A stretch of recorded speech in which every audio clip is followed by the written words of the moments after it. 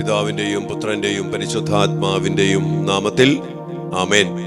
സ്വർഗീയ പിതാവേ, അങ്ങയുടെ മക്കളായ അങ്ങ് ഞങ്ങളെ ഭരമേൽപ്പിച്ചിരിക്കുന്ന മക്കൾക്ക് വേണ്ടി പ്രാർത്ഥിച്ചുകൊണ്ട് മോണിക്ക പുണ്യവതിയെ പോലെ അഗസ്തീനോസിന്റെ മാനസാന്തരത്തിനു വേണ്ടി നീണ്ട വർഷങ്ങൾ കണ്ണീരൊഴുക്കി പ്രാർത്ഥിച്ചുകൊണ്ട് ആ മകന്റെ മാനസാന്തരം ഉറപ്പുവരുത്തിയതുപോലെ ഈ ദിവസങ്ങളൊക്കെയും ഞങ്ങൾ അങ്ങേ തിരുസന്നിധിയില് ഞങ്ങളുടെ മക്കളുടെ നന്മയ്ക്ക് വേണ്ടി, വളർച്ചയ്ക്ക് വേണ്ടി, അങ്ങയുടെ തിരുഹിതം ഞങ്ങളുടെ മക്കളിൽ നിറവേറുവാൻ വേണ്ടി വലിയ ദാഹത്തോടെ പ്രാർത്ഥിക്കുകയാണല്ലോ കർത്താവെ. ഞങ്ങളുടെ എല്ലാ പ്രാർത്ഥനകളും, പ്രാർത്ഥനാ സഹായം ആവശ്യപ്പെട്ടിട്ടുള്ള എല്ലാ അമ്മമാരുടെയും എല്ലാ മക്കളുടെയും പ്രാർത്ഥനകളും കണ്ണുനീരും നൊമ്പരങ്ങളും അങ്ങേ തിരുസന്നിധിയിൽ സമർപ്പിച്ചുകൊണ്ട് ഞങ്ങൾ ഇന്ന് പ്രത്യേകമാവിധം പ്രാർത്ഥിക്കുന്നു.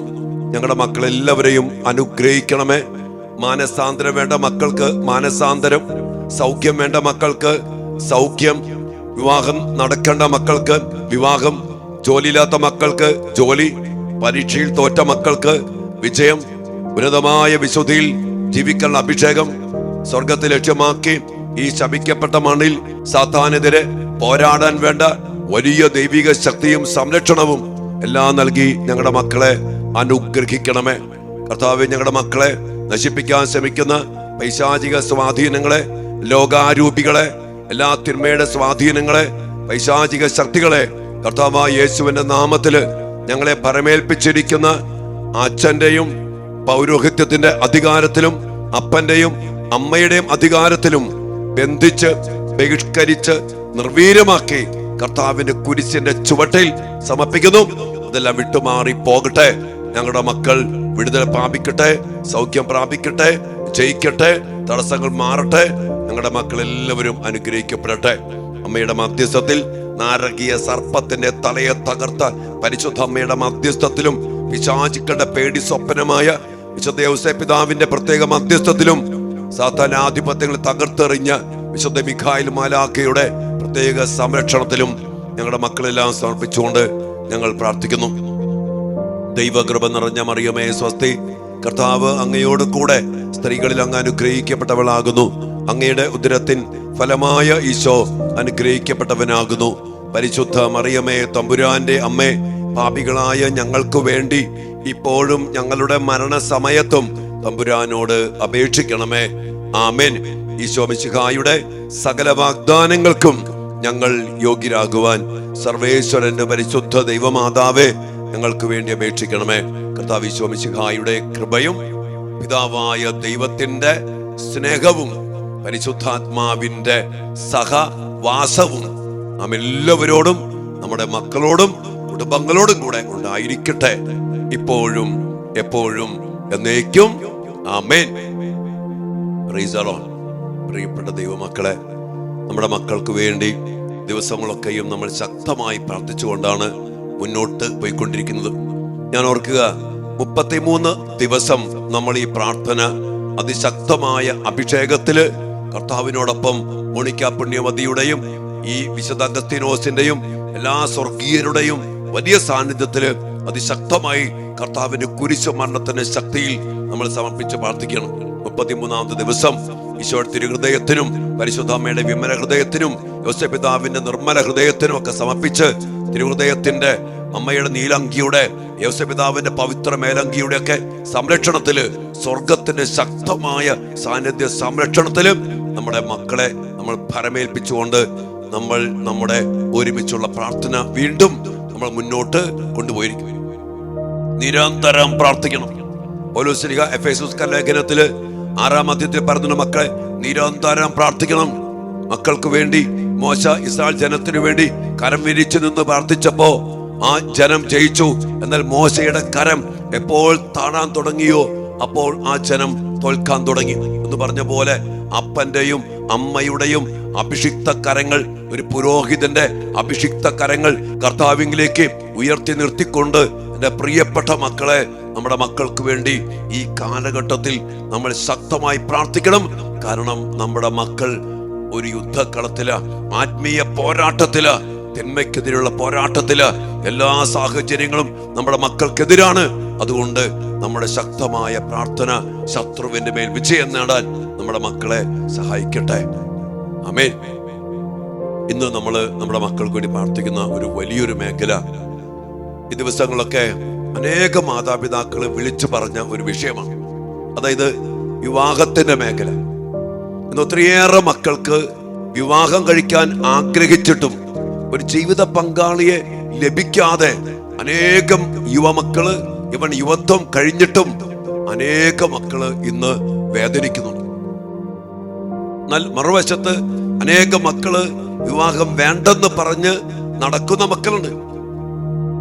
അതോടൊപ്പം തന്നെ അനേകം ക്രൈസ്തവ മക്കള് സഭ വിട്ട്, കൂദാശ വിട്ട്, അക്രൈസ്തവരുമായിട്ട്, അന്യമതത്തിൽപ്പെട്ടവരുമായിട്ട് രജിസ്റ്റർ മാരേജ് ചെയ്ത് അല്ലാതെയും ഒക്കെ ഒരുമിച്ച് ജീവിക്കുന്ന അനേക മക്കൾ. നമ്മുടെ മക്കളെ കർത്താവിലേക്ക് നമുക്ക് ചേർത്ത് പിടിക്കാം. കർത്താവിന്റെ സാന്നിധ്യത്തില്, കർത്താവ് നൽകിയ കൂദാശയില്, കർത്താവിന്റെ വചനമനുസരിച്ച് നമ്മുടെ മക്കളുടെ ഭാവി ജീവിതം ക്രമപ്പെടുത്തണം. പ്രത്യേകിച്ച് വിവാഹ ജീവിതം അനുഗ്രഹിക്കപ്പെടണം. ഉൽപ്പത്തി പുസ്തകത്തില് 1-ാം അധ്യായത്തിന്റെ 28-ാമത്തെ വചനത്തില് കർത്താവ് പറയാണ്, നിങ്ങൾ സന്താന പുഷ്ടിയുള്ളവരായി പെരുകി ഭൂമിയിൽ നിറഞ്ഞ് അതിനെ കീഴടക്കുവിൻ. സന്താന പുഷ്ടിയുള്ളവരായിട്ട് ദൈവമായ കർത്താവ് പറയുന്നുണ്ട്. പുരുഷൻ ഒറ്റയ്ക്കായിരിക്കുന്നത് നല്ലതല്ല.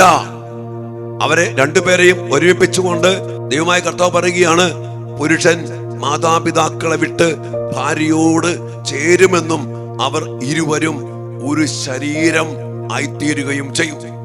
വിവാഹം എന്നുള്ള കൂദാശ ദൈവം സ്ഥാപിച്ച ഒരു കൂദാശയാണ്. ദൈവം യോജിപ്പിച്ചത് മനുഷ്യൻ വേർപെടുത്താതിരിക്കട്ടെ എന്ന് തിരുവചനം പറയുമ്പോ, ദൈവം യോജിപ്പിച്ച് കൂദാശ ചെയ്ത് അഭിഷേകം നൽകി കൃപ നിറച്ച് അവസാനം വരെ ജീവിക്കുന്ന ഒരു ജീവിതമാക്കി ഉയർത്തിയത് എന്തിനു വേണ്ടിയാണ്? നിങ്ങൾ സന്താന പുഷ്ടിയുള്ളവരായിട്ട് പെരുകണം, മക്കൾ ജനിക്കണം, കുടുംബത്തിൽ ദൈവകൃപയിൽ മക്കൾ ജനിക്കണം. അതോടനുബന്ധിച്ച് ജെറമ്യാ പ്രവാചന പുസ്തകത്തില് 29-ാം അധ്യായത്തിന്റെ 6-ാമത്തെ വചനത്തില് കർത്താവ് പറയുന്നുണ്ട്, വിവാഹം കഴിച്ച് സന്താനങ്ങൾക്ക് ജന്മം നൽകുവിൻ. കർത്താവിന്റെ ഒരു ആജ്ഞാപിക്കൽ പോലെയാ. നൽകുവിൻ, നിങ്ങളുടെ പുത്രന്മാരെയും വിവാഹം കഴിപ്പിക്കുവിൻ, അവർക്കും മക്കൾ ഉണ്ടാകട്ടെ, നിങ്ങൾ പെരുകണം, നിങ്ങളുടെ സംഖ്യ കുറഞ്ഞു പോകരുത്.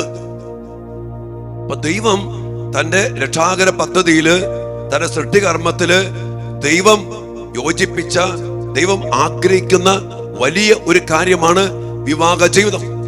അതിനായി വിളിക്കപ്പെട്ട മക്കള്, അതിനായി വേർതിരിക്കപ്പെട്ട മക്കള് ആ വിവാഹ ജീവിതത്തിലേക്ക് പ്രവേശിക്കേണ്ട സമയത്ത് പ്രവേശിക്കണം. മാത്രമല്ല, മക്കൾക്ക് ജന്മം കൊടുക്കണം. മക്കൾക്ക് ജന്മം കൊടുക്കണം. അതിനായിട്ട് വിളിക്കപ്പെട്ടവരാണ്.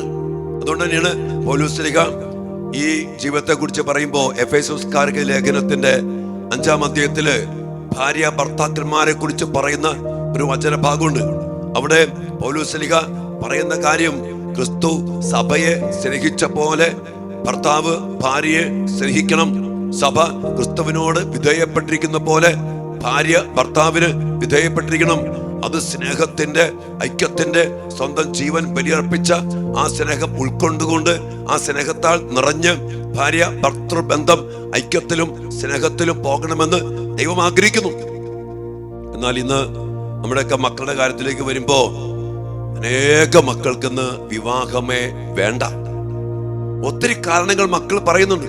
പക്ഷെ പ്രിയപ്പെട്ട മക്കളെ, ഇതിൽ കഷ്ടപ്പാടുണ്ട്, സങ്കടങ്ങളുണ്ട്, ഒത്തിരി പ്രശ്നങ്ങളുണ്ട്. രണ്ടുപേര് ഒരുമിച്ച് ഈ പറയണ പോലെ വിവാഹം എന്ന കൂദാശയ്ക്കിടയിൽ എടുക്കുന്ന പ്രതിജ്ഞ ഉണ്ടല്ലോ, ഇന്നു മുതൽ മരണം വരെ സന്തോഷത്തിലും ദുഃഖത്തിലും സമ്പത്തിലും ദാരിദ്ര്യത്തിലും ആരോഗ്യത്തിലും അനാരോഗ്യത്തിലും ഏക മനസ്സോടെ ജീവിക്കണമെങ്കിൽ നല്ല കഷ്ടപ്പാടുണ്ട്. ജീവിതം തന്നെ ഒരു യുദ്ധമല്ല മക്കളെ. അപ്പൊ വിവാഹ ജീവിതത്തിന് കഷ്ടപ്പാടുണ്ട്, പ്രതിസന്ധികളുണ്ട്, പ്രതികൂലങ്ങളുണ്ട്, ഒത്തിരിയേറെ പ്രതികൂലങ്ങളുണ്ട്.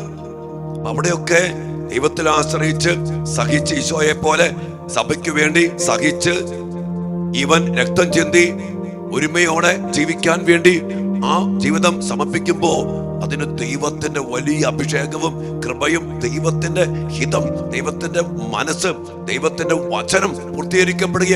അവിടെ ദൈവമുണ്ടാകും. അതോടൊപ്പം തന്നെ ഒരു സ്ത്രീയുടെ മഹത്വം എന്ന് പറയുന്നത് മാതൃത്വമാണ്. തിരുവചനത്തിൽ പല സ്ഥലത്തും പറയുന്നുണ്ട്, സ്ത്രീ തന്റെ മാതൃത്വത്താൽ അനുഗ്രഹിക്കപ്പെടും. സ്ത്രീയുടെ മഹത്വം എന്ന് പറയുന്നത് മാതൃത്വമാണ്. അവൾക്ക് മക്കളുണ്ടാകണം. അവള് ഡോക്ടറാണോ, PhD കാരിയാണോ, സമ്പത്തുണ്ടാക്കിയോ, സൗന്ദര്യവതിയാണോ, അതൊന്നുമില്ല. അവൾക്ക് എത്രമാത്രം മക്കളുണ്ട്, മാതൃത്വം, അതിൽ കഷ്ടപ്പാടുണ്ട്. അതിനാണ് അവളുടെ വില. അതുകൊണ്ട് പ്രിയപ്പെട്ട മക്കളെ, ഒരു മകൾ, ഒരു മകൻ അവൻ വിളിക്കപ്പെട്ട വിവാഹ ജീവിതത്തിലേക്ക് ധീരതയോടെ പ്രവേശിക്കുമ്പോൾ കർത്താവിന്റെ കൃപയ്ക്കനുസരിച്ച് കർത്താവിനോട് ചേർന്ന് നിന്ന് ആ സ്നേഹത്തിലും ഐക്യത്തിലും മുന്നോട്ട് പോകാനായിട്ട് ഇടയാകണം. അത് ദൈവത്തിന്റെ വിളിയാ. പിന്നെ പൗരോഹിത്യത്തിലേക്കും സന്യാസ ജീവിതത്തിലേക്കുള്ള വിളി, അതും ദൈവത്തിന്റെ വിളിയാ. അത് അതിനനുസരിച്ച് സമർപ്പിച്ച് ജീവിക്കണം. അതും ഒരു ജീവിതമാണ്. അപ്പനാകാനുള്ള വിളി. ഞാൻ എപ്പോഴും പറയും, ഞാനൊരു ഫാദറാ, അപ്പനാ. എന്താണ് അപ്പന്റെ പണി? ആത്മാക്കളെ സ്വർഗത്തിൽ ജനിപ്പിക്കുക. എന്റെ പൗരോഹിത്യത്തിലൂടെ, ശുശ്രൂഷയിലൂടെ ഞാനും ജനിപ്പിക്കുന്ന ഒരു വലിയ പ്രവൃത്തി ചെയ്യുന്നുണ്ട്. എന്താണ്? സ്വർഗത്തിൽ അനേക മക്കളെ ജനിപ്പിക്കുന്ന ആത്മീയ ഒരു പിതൃത്വം. കുടുംബജീവിതത്തിലേക്ക് വിളിക്കപ്പെടുന്നത് ശാരീരികമായ ഒരു പിതൃത്വം. ശാരീരികമായ ദാമ്പത്യ ബന്ധത്തിലൂടെ ഒരു കുഞ്ഞിന് ജന്മം കൊടുത്ത് ആ കുഞ്ഞിനെ വളർത്തി ആ കുഞ്ഞിനെ സ്വർഗത്തിലെത്തിപ്പിക്കണം. അതൊരു റിസ്കാ. അത് നല്ല കഷ്ടപ്പാടുണ്ട്. അതിനുവേണ്ടി നമ്മൾ കഷ്ടപ്പെടണം, അധ്വാനിക്കണം, ഒത്തിരി പ്രാർത്ഥിക്കണം, ത്യാഗം ചെയ്യണം, ഇല്ലാതാകണം. ഗോതമ്പ് മണി നിലത്ത് വീണ് അഴിഞ്ഞ് ഇല്ലാതാകുന്ന പോലെ പച്ചനാണേലും ആത്മാക്കൾക്ക് വേണ്ടി ശുശ്രൂഷ ചെയ്യുമ്പോൾ അഴിഞ്ഞ് കഷ്ടപ്പെട്ട് ഇല്ലാതായി ഉറക്കമൊളിച്ച് ഒത്തിരി ത്യാഗം ചെയ്യണം. അതെല്ലാ ജീവിതത്തിലും ഉണ്ട് മക്കളെ. അതുകൊണ്ട് ഈ റിസ്ക് എടുക്കാനുള്ള ഒരു മനസ്സില്ലായ്മ, അതിന്റെ ബാധ്യതകൾ, ഒരുത്തന്റെ കൂടെ ജീവിക്കണം, ഒരുത്തിയുടെ കൂടെ ജീവിക്കണം, അവൻ എങ്ങനെയായിരിക്കും, അവൾ എങ്ങനെയായിരിക്കും, പിന്നെ കമ്മിറ്റ്മെന്റ്. ഇത് പല മക്കൾക്കും ഒരു കമ്മിറ്റ്മെന്റ് ഇല്ല. ഒരു കുത്തഴിഞ്ഞ പോലെ എങ്ങനെയെങ്കിലും ജീവിക്കണം. മക്കള് ബാധ്യതയാണ്, അല്ലെങ്കിൽ ഒരാളോട് കമ്മിറ്റഡ് ആവാൻ ഭയങ്കര ബുദ്ധിമുട്ടാണ്. അതുകൊണ്ട് ഫ്രീഡത്തിന്റെ അടിസ്ഥാനത്തിൽ ജീവിക്കണം. അതുകൊണ്ടൊക്കെ അത് മാറിയിട്ട് വിളിക്കപ്പെട്ട വിളി, ദൈവം പറഞ്ഞ വചനം, അതുപോലെ ജീവിക്കണം. അതിനുവേണ്ട ഒരു അഭിഷേകം നമ്മുടെ മക്കൾക്ക് കിട്ടാൻ വേണ്ടി പ്രാർത്ഥിക്കും. അതോടൊപ്പം തന്നെ ഒത്തിരി മക്കൾ പറഞ്ഞ കാര്യമുണ്ട്. എന്തിനാച്ചാ എന്റെ അപ്പനും അമ്മയും ജീവിക്കണം. കണ്ടില്ലേ, ഒരു മകനും മകളും ഒരു കുടുംബജീവിതത്തിന്റെ ആദ്യ പാഠം വേണമെങ്കിൽ അവസാനത്തെ പാഠവും പഠിക്കണത് സ്വന്തം അപ്പനെയും അമ്മയെയും നോക്കിയാണ്. പല കുടുംബത്തിലെയും അപ്പനും അമ്മയും തമ്മിൽ ജീവിതം കണ്ടാല് ഒരിക്കൽ പോലും മക്കൾക്ക് വിവാഹം ചെയ്യണമെന്ന് തോന്നത്തേ ഇല്ല. അതുപോലെ വഴക്കും വാശിയും ദേഷ്യവും ഭിന്നതയും പറയേണ്ട കാര്യമില്ലല്ലോ, അതൊക്കെ തന്നെയാണ്. അതുകൊണ്ട് അതും ഒരു കാരണമാണ്. പക്ഷെ ഞാൻ പറയും, ഏതവസ്ഥയിലും ആ ജീവിതത്തില് വിശുദ്ധിയോടെ ഒരുമിച്ച് ജീവിച്ച എത്രയോ വിശുദ്ധരായ മാതാപിതാക്കളുണ്ട്. അവരെ പോലെ മക്കൾക്ക് ജന്മം കൊടുത്ത് ഐക്യത്തിലും ക്ഷമയിലും സ്നേഹത്തിലും ഒരുമിച്ച് നിന്ന് പ്രാർത്ഥിച്ച് ജീവിക്കുന്ന ഉത്തമമായ ക്രൈസ്തവ കുടുംബങ്ങൾക്ക് രൂപം കൊടുക്കാൻ ഈ കാലഘട്ടത്തിൽ പ്രത്യേകിച്ചും സാധിക്കണം. എനിക്കറിയുന്ന അനേക കുടുംബങ്ങള് ധാരാളം മക്കൾക്ക് ജന്മം കൊടുത്ത് വലിയ ഐക്യത്തിലും സ്നേഹത്തിലും ജീവിക്കുന്ന അനേകം കുടുംബങ്ങൾ എനിക്കറിയാം. അതുപോലെ നല്ല കുടുംബങ്ങളെ കണ്ട്, നല്ല മാതൃക കണ്ട് ഈ ലോകത്തിന്റെ ആൾക്കാർ പറയുന്ന പോലെ വിവാഹം വേണ്ട, ലിവിങ് ടുഗദർ, തോന്നിമാതിരി ജീവിക്കല്, ഡൈവോഴ്സ്, അതൊന്നുമല്ല മക്കൾ. അതിന് അടിസ്ഥാനമൊന്നുമില്ല. അതൊക്കെ നശിച്ച് പൈശാചികമാക്കപ്പെട്ട തകർന്നു പോയ ചില യൂറോപ്യൻ സംസ്കാരത്തിന്റെ പൈശാചികതയാണ്. അതുകൊണ്ട് ദൈവം എന്താ പറഞ്ഞിരിക്കുന്നത്, അതുപോലെ ജീവിക്കാൻ മക്കൾക്ക് സാധിക്കണം. അതോടൊപ്പം തന്നെ ഒരു ജീവിത പങ്കാളിയെ കിട്ടാതെ വിവാഹത്തിലേക്ക് പ്രവേശിക്കണമെന്ന് ആഗ്രഹിച്ചിട്ടും നടക്കാതെ വേദനിക്കുന്ന അനേകം മക്കളുണ്ട്. അനേകം മക്കളാണ് ഒത്തിരി പ്രായമായി 40, 45, 30, 35 വയസ്സായിട്ടും വിവാഹം നടക്കാതെ വേദനിക്കുന്ന മക്കൾ. ഞാൻ പറയും, വിവാഹമൊക്കെ ഒരു പ്രായത്തിൽ നടക്കണം. യൗവനത്തിൽ മക്കൾ ജനിക്കണം എന്ന് പറയാ. സങ്കീർത്തനം പറയുന്നുണ്ട്, 34-ാം സങ്കീർത്തനം പറയുന്നുണ്ട്, യൗവനത്തിൽ ജനിക്കുന്ന മക്കൾ പടയാളിയുടെ ആവനാഴിയിലെ അസ്ത്രങ്ങൾ പോലെയാ. നമ്മുടെ മക്കൾ ഇന്ന് കുറെ പ്രായം കഴിഞ്ഞിട്ടാണ് വിവാഹ ജീവിതത്തിലേക്ക് പ്രവേശിക്കുന്നത്. നല്ല പ്രായത്തിൽ തന്നെ വിവാഹം കഴിക്കണം. ചെറുപ്പത്തിന്റെ ആ വലിയ അഭിഷേകത്തിലും ആ വലിയ കൃപയിലും ആ ആരോഗ്യത്തിലും, നല്ല ആരോഗ്യമുള്ള കൃപയുള്ള ചൈതന്യമുള്ള പ്രാർത്ഥനയുള്ള മക്കൾ ജനിക്കണം. അതും നല്ല മക്കള്, വിശുദ്ധിയുള്ള മക്കൾ ജനിക്കുന്ന, അതും നല്ല പെരുകണം എന്ന് പറഞ്ഞ പെരുകണം. നമ്മുടെ എണ്ണമൊക്കെ കൂടണം, സംഖ്യ കുറഞ്ഞു പോകാത്ത രീതിയിൽ നമ്മുടെ മക്കൾ വിവാഹ ജീവിതത്തിലേക്ക് പ്രവേശിക്കും. അതിന് ത്യാഗമുണ്ട്, കഷ്ടപ്പാടുണ്ട്. അതൊക്കെ ഏറ്റെടുത്ത് നമുക്കറിയാം, നമ്മൾ നല്ലപോലെ കഷ്ടപ്പെട്ട് അധ്വാനിച്ച് നല്ലവണ്ണം യുദ്ധം ചെയ്ത് നല്ലവണ്ണം പോരാടി ഈ ഓട്ടം പൂർത്തിയാക്കുമ്പോഴല്ലട മക്കളെ നമുക്കൊരു സുഖം സന്തോഷക്കൊള്ളെ അതനുഭവിക്കണം. അതിനുള്ളൊരു ദൈവിക ജ്ഞാനവും ഒരു അഭിഷേകവും കിട്ടാൻ വേണ്ടി പ്രാർത്ഥിക്കുക. വിവാഹം നടക്കാത്ത മക്കള്, ഞാൻ ഈ ചെറുപ്പക്കാരോട് പറയും, നമ്മുടെ ആൺപിള്ളേരുടെ പ്രശ്നമുള്ളതെന്നറിയോ? 10ാം ക്ലാസ് പ്ലസ് 2 കഴിയുമ്പോഴേക്കും അവര് ഉയർന്ന പഠനത്തിലേക്കൊന്നും പോവില്ല. ചിലപ്പോ ലോക്കലായിട്ടുള്ള പണികള്, പന്തല് പണി, കാറ്ററിങ്, സ്റ്റേജ് ഉണ്ടാക്കുക, അല്ലെങ്കിൽ ആ രീതിയിൽ 10-500 രൂപ കിട്ടും, പഠനം മുടങ്ങും, അതിനിടയ്ക്ക് കൂട്ടുകെട്ട്, പിന്നെ ഈ ചപ്പ് ചവറ് ജീവിതം ജീവിച്ച് ഈ മക്കൾക്ക് വിലയിലുണ്ടാവും. അങ്ങനെ നമ്മുടെ പെൺകുട്ടികളോ അവർ വേറെ പഠിച്ചു പോകും. അപ്പൊ ഇവർക്കൊരു വിലയില്ലാത്ത ഒരവസ്ഥ വരും. ഞാൻ ആൺകുട്ടികൾ പറയും, അന്തസ്സായിട്ട് ജീവിക്കണ, നമ്മളെ കണ്ടാലൊക്കെ ഒരു ചൈതന്യവും ഒരു ആണത്വവും ഒരു വില ഉണ്ടാവണം. അതുപോലെ പഠിച്ച് നല്ല പോലെ ജീവിക്കാം. ഇനി വേറൊരു മേഖലയുണ്ട്. അനേകം നമ്മളെ പഠിച്ച മക്കള് ഈ 8ാം ക്ലാസ്സും 10ാം ക്ലാസ്സും ഉള്ള ഈ മറ്റു മതത്തിൽപ്പെട്ടവരുമായിട്ട് വശീകരിക്കപ്പെട്ടു പോകുന്ന പൈശാചികതയുണ്ട്. അതിനുവേണ്ടിയൊക്കെ നമ്മൾ ശക്തമായിട്ട് പ്രാർത്ഥിക്കണം. ഈ രജിസ്റ്റർ മാരേജ് ഒക്കെ ചെയ്തു പോകുന്ന മക്കളില് അനേകം ക്രൈസ്തവ മക്കള് വിട്ടുമാറിപ്പോകുന്നത് മറ്റു മതവിഭാഗത്തിൽപ്പെട്ടവരൊക്കെ ആയിട്ടാണ്. ആ മേഖലയ്ക്ക് വേണ്ടി കൂടി നമുക്ക് പ്രത്യേകം പ്രാർത്ഥിക്കണം. ദൈവികമല്ലാത്ത, വചനപ്രകാരമല്ലാത്ത, ദൈവകൃപയില്ലാത്ത, കുദാശ അല്ലാത്ത ഒരു വിവാഹവും നമ്മുടെ ക്രൈസ്തവ കുടുംബങ്ങളിൽ സംഭവിക്കാതിരിക്കാനും വിവാഹ ജീവിതത്തിലേക്ക് പ്രവേശിക്കാൻ തടസ്സമായി നിൽക്കുന്നതൊക്കെ മാറ്റപ്പെടാനും, വിവാഹം വേണ്ടെന്ന് പറയുന്ന മക്കൾ അവർക്ക് ഒരു നല്ല മനസ്സ് വെച്ച് കർത്താവിന്റെ വചനം അനുസരിച്ച് വിവാഹ ജീവിതത്തിലേക്ക് പ്രവേശിക്കാനും, അതോടൊപ്പം തന്നെ മാതാപിതാക്കളുടെ ദുർമാതൃക കണ്ട് വിവാഹം വേണ്ടെന്ന് പറഞ്ഞിരിക്കുന്ന മക്കള് വിവാഹത്തിന്റെ മഹനീയതയും അതിന്റെ ചൈതന്യവും കണ്ട് നല്ല കുടുംബങ്ങളെ മാതൃകയായി സ്വീകരിച്ച് ഈ അപ്പനെ പോലെ അമ്മയെ പോലെ ജീവിക്കാതെ നല്ല മാതൃകാ കുടുംബത്തിന് രൂപം കൊടുക്കുന്ന വെല്ലുവിളി ഏറ്റെടുക്കാനൊക്കെ വേണ്ടി നമ്മുടെ മക്കൾക്ക് വേണ്ടി പ്രാർത്ഥിക്കാം. വിശാലമായ ഒരു മേഖലയാണ് ഈ കുടുംബജീവിതത്തിന്റെ, വിവാഹ ജീവിതത്തിന്റെ മേഖലയുമായിട്ട് ബന്ധപ്പെട്ടത്. നമ്മുടെ യുവമക്കളെ ഈ കാലഘട്ടത്തിൽ വലിയ സ്നേഹത്തോടെ കർത്താവിന്റെ തിരുഹൃദയത്തിലേക്ക് പ്രതിഷ്ഠിച്ചുകൊണ്ട് നമുക്ക് പ്രാർത്ഥിക്കാം. നമ്മുടെ മക്കളുടെ വിവാഹം നടക്കേണ്ട സമയത്ത് നടക്കണം. അത് ദൈവഹിത പ്രകാരം നടക്കണം, വചനപ്രകാരം നടക്കണം, നല്ല സമയത്ത് നടക്കണം. നമ്മുടെ മക്കളെ സ്വീകരിക്കുന്ന മക്കളായിട്ട് കുടുംബജീവിതം ജീവിക്കണം. അതോടൊപ്പം തന്നെ അന്യമതസ്ഥരുമായിട്ട് വിവാഹം ചെയ്ത് നശിച്ച് തകർന്നു പോകാൻ പാടില്ല. കൂദാശിയുടെ അടിസ്ഥാനത്തിൽ കൃപയ്ക്കുമേൽ കൃപയിൽ നമ്മുടെ മക്കൾ വിവാഹം ചെയ്ത് കൃപയുള്ള മക്കളെ ജനിപ്പിച്ച് ദൈവരാജ്യത്തിനു വേണ്ടി മക്കളെ ജനിപ്പിക്കുന്ന ദൈവിക ജീവന ശുശ്രൂഷയിൽ പങ്കുചേരുവാൻ നമ്മുടെ മക്കൾക്കിടയാകണം. എല്ലാ കൃപകൾക്കും വേണ്ടി പ്രാർത്ഥിച്ചുകൊണ്ട് ആരാധനയില് നമ്മുടെ മക്കൾക്ക് വേണ്ടി ഈ മേഖലയ്ക്കായി നമുക്ക് പ്രാർത്ഥിക്കാം. ദൈവം നമ്മുടെ മക്കളെല്ലാവരെയും അനുഗ്രഹിക്കട്ടെ. ആമേൻ. പരിശുദ്ധ പരമ ദിവ്യകാരുണ്യത്തിന് എന്നേരവും ആരാധനയും സ്തുതിയും പുകഴ്ചയും ഉണ്ടായിരിക്കട്ടെ. ദിവ്യകാരുണ്യീശോയെ, അങ്ങയുടെ മക്കളായി ഞങ്ങളെ ഓരോരുത്തരെയും, ഞങ്ങളുടെ കുടുംബങ്ങളിലുള്ള ഓരോ മക്കളെയും, അങ്ങ് ഞങ്ങളെ പരമേൽപ്പിച്ചിരിക്കുന്ന എല്ലാ മക്കളെയും, പ്രത്യേകിച്ചും ഈ മോണിക്ക പ്രാർത്ഥനയിൽ പ്രത്യേകമാവിധം ഒരുമിച്ച് കൂടി മക്കൾക്ക് വേണ്ടി പ്രാർത്ഥിക്കുന്ന എല്ലാ മാതാപിതാക്കളെയും, പ്രത്യേകിച്ച് അമ്മമാരെയും കർത്താവ് അങ്ങയുടെ കരങ്ങളിലേക്ക് സമർപ്പിച്ച് പ്രാർത്ഥിക്കുന്നു. ഈ മക്കള് മെസ്സേജിലും ഫോൺ വിളിച്ചും അല്ലാതെയും ഒക്കെ അപേക്ഷിക്കുന്ന ഏതെല്ലാം നിയോഗങ്ങളോടെയാണോ ഈ മക്കൾ ഈ മോണിക്ക പ്രാർത്ഥനയിൽ പങ്കെടുക്കുന്ന ആ എല്ലാ നിയോഗങ്ങളും പ്രാർത്ഥനകളും ദിവ്യകാരുണ്യീശോയെ അങ്ങേ തിരുസന്നിധിയിലേക്ക് ഞങ്ങൾ ഒരുമിച്ച് സമർപ്പിച്ച് പ്രാർത്ഥിക്കുന്നു. കർത്താവേ, അങ്ങയുടെ ശക്തമായ ഇടപെടല് ഞങ്ങൾക്ക് വേണം. ഈ കാലഘട്ടം അത്രമാത്രം പൈശാചികമാണ്. ലോകാരൂപിയും അതിനതിപ്രസരണവും പൈശാചിക ആരാധനകളും അതിനാധിപത്യങ്ങളും അതുമായിട്ട് ബന്ധപ്പെട്ട മാധ്യമങ്ങളും പൈശാചിക പ്രവർത്തികളും കൊണ്ടൊക്കെ നിറയപ്പെട്ടിരിക്കുന്ന ഈ ലോകത്തില് കർത്താവെ, അങ്ങേക്കല്ലാതെ, ഏകരക്ഷകനായ അങ്ങേക്കല്ലാതെ ഞങ്ങളുടെയോ ഞങ്ങളുടെ മക്കളെയോ ഞങ്ങളുടെ കുടുംബങ്ങളെയോ രക്ഷിക്കാനാകത്തില്ല. അതിനാൽ കർത്താവെ, പ്രത്യേകിച്ച് ഞങ്ങളുടെ മക്കള് യുദ്ധമുഖത്താണ്, പോരാടിക്കൊണ്ടിരിക്കുകയാണ്.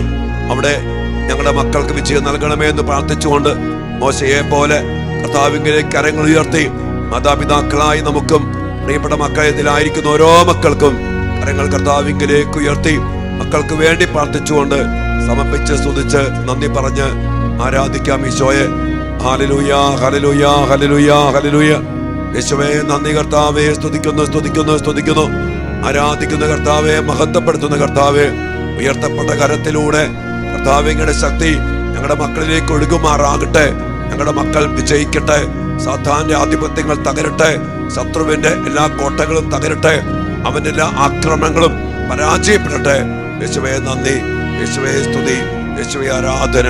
Hallelujah, hallelujah, hallelujah. ഈശോയേ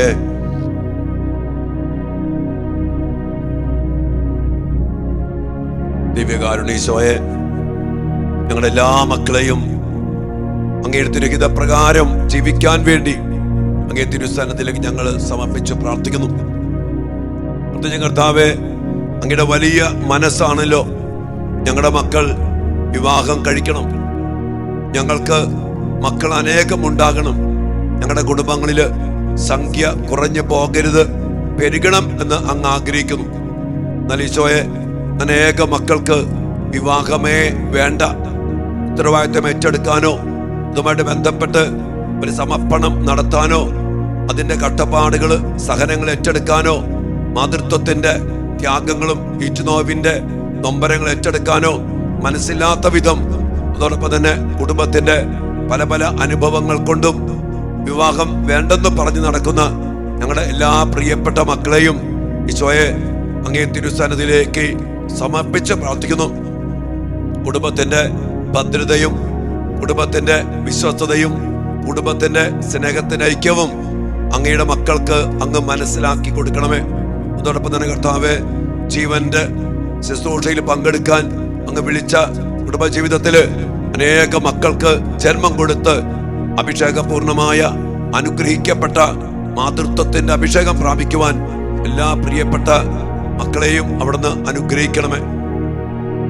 വലിയ അഭിഷേകത്തിനായിട്ട് വിവാഹം വേണ്ടെന്ന് പറഞ്ഞ് നടക്കുന്ന എല്ലാ മക്കളെയും തിരുസ്ഥാനിലേക്ക് സമർപ്പിച്ചുകൊണ്ട് ഞങ്ങളുടെ മക്കൾക്ക് ആവശ്യമായ ദൈവിക ജ്ഞാനവും തിരിച്ചറിവും വേണ്ട സൗഖ്യവും ആന്തരികമായ എല്ലാ മുറിവുകളും ഉണക്കി ഞങ്ങളുടെ മക്കളെ നല്ലൊരു വിവാഹ ജീവിതത്തിലേക്ക് അനയിക്കണമേ എന്ന് പ്രാർത്ഥിച്ചുകൊണ്ട് ആ കൃപയ്ക്കായി കർത്താവിങ്ങനെ കരങ്ങൾ ഉയർത്തി നമ്മുടെ മക്കൾക്ക് വേണ്ടി കൃപ നിറയാൻ വേണ്ടി നമുക്ക് പ്രാർത്ഥിക്കാം. മക്കളെ, കൃപ ചൊരിയോ ദൈവമേ, ദൈവ കൃപ ചൊരിയോ,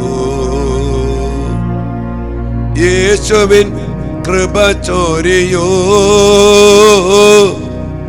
ആത്മാവിൻ കൃപ ചൊരിയോ. അതോടൊപ്പം തന്നെ കർത്താവേ, വിവാഹപ്രായം കഴിഞ്ഞിട്ടും വിവാഹം ചേർന്ന് ആഗ്രഹിച്ചിട്ടും വിവാഹം നടക്കാതെ വേദനിക്കുന്ന അനേക മക്കളുണ്ട്. ജീവിത പങ്കാളിയെ കിട്ടുന്നില്ല. കർത്താവേ, ഒത്തിരിയേറെ തടസ്സങ്ങൾ. ചില മക്കൾക്ക് വിവാഹ ജീവിതത്തിന് ആവശ്യമായ ജോലിയില്ലാത്ത അവസ്ഥ, സാമ്പത്തിക ഭദ്രതയില്ല, സ്ത്രീധനം എന്ന് പറയുന്ന അവസ്ഥയില് പൈസ ഇല്ലാതെ വേദനിക്കുന്ന മക്കള്. കർത്താവേ, എല്ലാ മക്കളെയും അങ്ങയുടെ തിരുഹൃദയത്തിലേക്ക് പ്രതിഷ്ഠിക്കുന്നു. എല്ലാ തടസ്സങ്ങളും എടുത്തു മാറ്റി അങ്ങയുടെ മക്കൾക്ക് അനുയോജ്യരായ ജീവിത പങ്കാളിയെ നൽകണമേ എന്നും, വിവാഹ തടസ്സങ്ങൾ എന്തുമാകട്ടെ അങ്ങേക്ക് അസാധ്യമായി ഒന്നുമില്ലല്ലോ കർത്താവേ, അതെല്ലാം എടുത്തു മാറ്റി ഞങ്ങളുടെ മക്കളുടെ വിവാഹം നടത്തണമെന്നും എല്ലാ തടസ്സങ്ങളും മാറ്റണമെന്നും ഞങ്ങൾ പ്രാർത്ഥിക്കുന്നു. വിശുദ്ധിയോടെ ദൈവകൃപയിൽ ഉദാശയോടെ ഞങ്ങളുടെ മക്കൾ വിവാഹം പരിക്രമം ചെയ്ത് ജീവിക്കട്ടെ.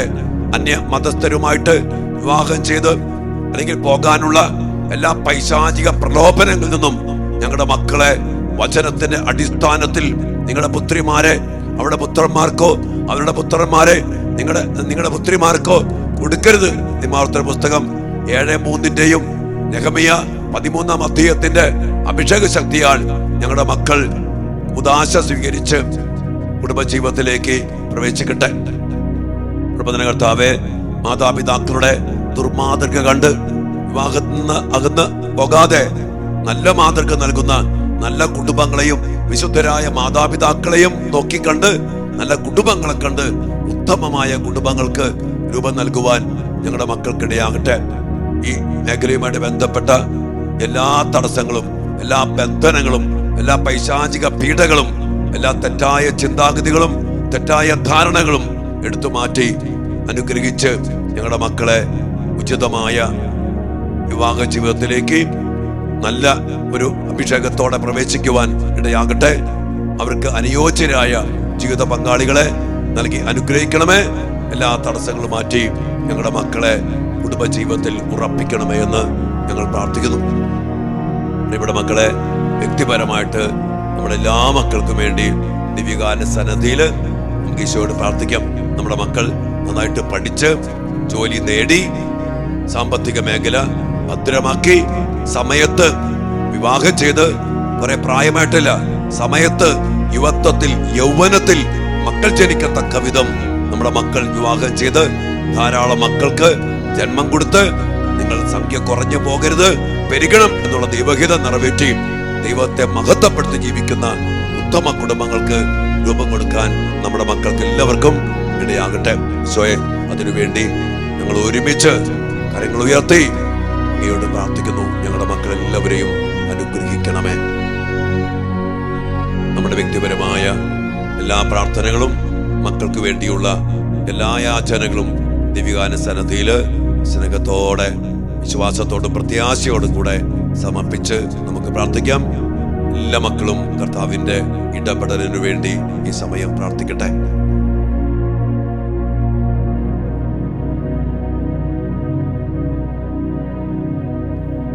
കർത്താവിന്റെ ആശീർവാദത്തിനായിട്ട് നമുക്ക് എല്ലാ മക്കളെയും ഈ വിവാഹത്തിന്റെ എല്ലാ മേഖലകളെയും സമർപ്പിച്ചുകൊണ്ട് കർത്താവിന്റെ ശക്തമായ ഇടപെടലിന് വേണ്ടി പ്രാർത്ഥിച്ചുകൊണ്ട് ഈശ്വരാശീർവാദം നമുക്ക് സ്വീകരിക്കാം. സകലേശ ദിവ്യ കടാക്ഷം തൂഗണമേ വത്സല സുതരിൽ നിർമ്മലരായി ജീവിച്ചിടുവാൻ ചിന്തണമേ ദിവ്യവരങ്ങൾ.